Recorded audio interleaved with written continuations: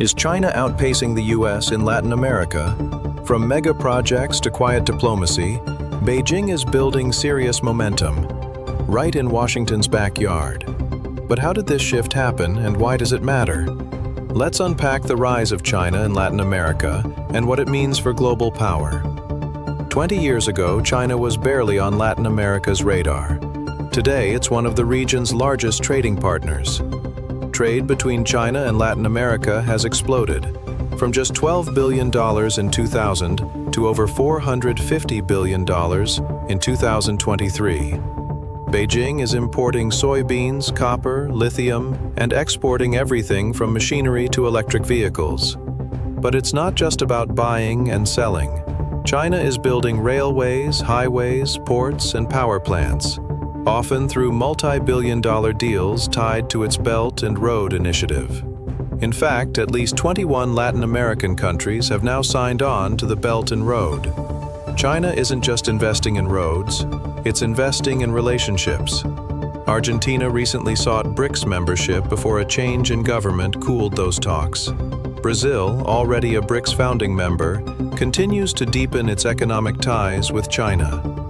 At recent CELAC summits, China has pushed for strategic cooperation, from tech to public health. Analysts say it's a quiet but calculated effort to build influence without military bases or hard power. Instead, China focuses on soft power, offering loans, funding hospitals, even building satellite tracking stations. But Washington isn't sitting idle. The U.S. has historically viewed Latin America through the lens of the Monroe Doctrine, as a zone of exclusive influence. Now that dominance is under pressure. U.S. officials warn of debt traps, hidden strings, and rising Chinese surveillance networks. But many Latin American leaders see Chinese financing as faster, more flexible, and less politically tied than U.S. aid. While the U.S. sends diplomats and advisors, China builds ports, railroads, and 5G towers. To some, that's economic freedom. To others, a strategic gamble. China's reach now extends beyond trade and construction. Telecom giants like Huawei and ZTE are laying 5G infrastructure across the region. Chinese electric vehicles are entering urban markets.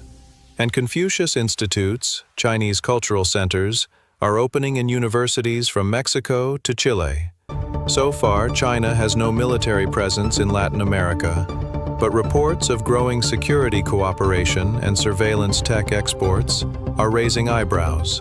Some observers see a long-term play, not domination, but diplomatic positioning in a multipolar world. So, is Latin America turning east, or just playing both sides in a tense global rivalry?